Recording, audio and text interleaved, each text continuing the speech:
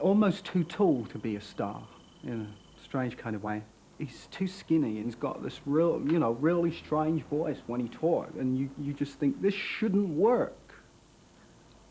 You know, he's not Bogart, he's not Edward G. Robinson, he's not James Cagney, he's not, and yet somehow it's magic when the camera's on him.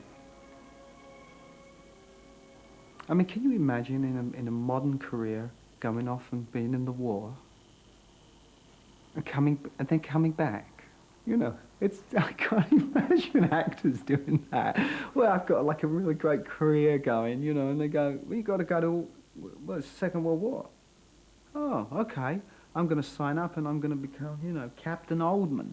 And I'm going to go and, like, go to the, wherever, you know, the Pacific, and we're going to fight the Japs. You know, and then I come back and I call up Doug and go, well, I'm back, man, you know, I'm back from the Second World War. What's out there? Any good scripts? I mean, it's extraordinary that these guys did this. Can you see me driving down to the fashion salon in a Jeep, wearing combat boots and a 3-day beard? Will that make a hit? His acting is very, it's not introspective. It's very now. He makes it very present. And it's clean and economical. There's no fuss to it. Let's stop talking nonsense, shall we? Hmm? Guess I'd better start setting up for dinner.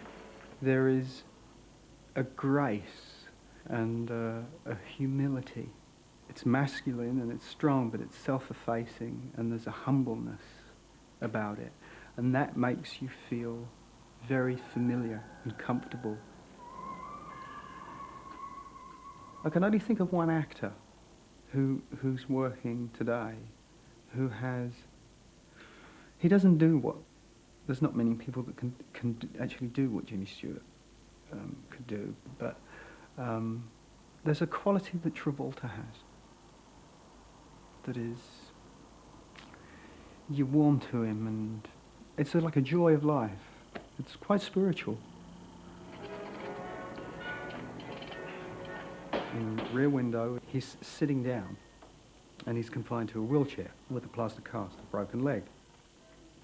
And there's Raymond Burr, and then there's the girl he calls the torso across the street there, and then there's the guy up in the apartment who's like the composer, and that dog that goes up and down on that rope, and and it's all played off his face.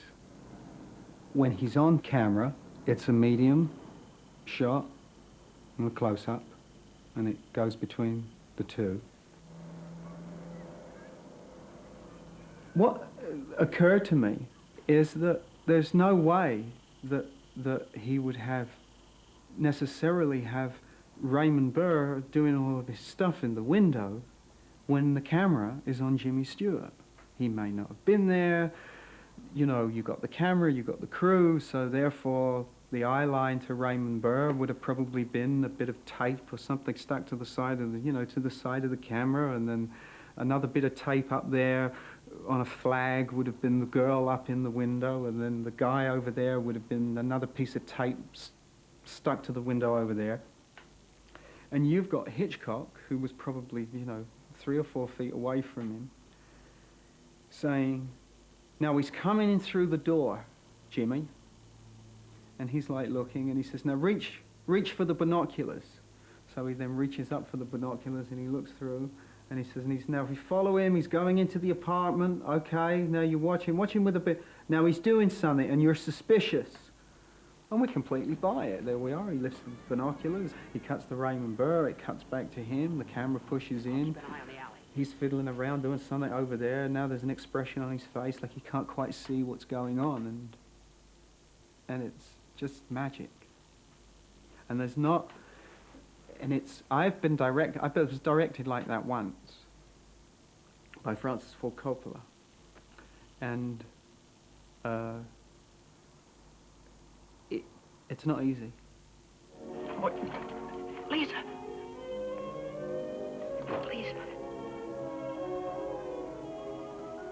Nowadays, you know, you've got to have the actor on the end of the phone when you're on a phone conversation, and they've got to, like, hook up someone in Seattle or fly them in because they go, I gotta have him on the end of the phone, man. I gotta have Merrill on the end of the phone, otherwise it's not gonna work. Or I need someone in my eye line. You know, I gotta have the guy there, you know, clear my eye line because I gotta have the real actor there that I did the scene with, you know, and you just think, such bullshit sometimes. You just think there's Jimmy Stewart, you know, in his wheelchair, looking worried. I mean, he's just doing it all, you know, it's not like numbers, you know. Give us that worried, give us number 35 there, Jimmy. Why, you want that worried look? Like that? Yeah, it's terrific. I don't know what it is, I don't know what you're doing, but it's just brilliant, you know?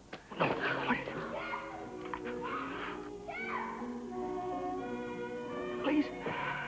And it's amazing because it's effortless, it's artless, it's just like, he does it like we breathe air. Precinct 6, Sergeant Allgood. Hello. Look, a man is assaulting a woman at 125 West 9th Street, second floor, at the rear. Make it fast. L.B. Jeffries. Chelsea 25598.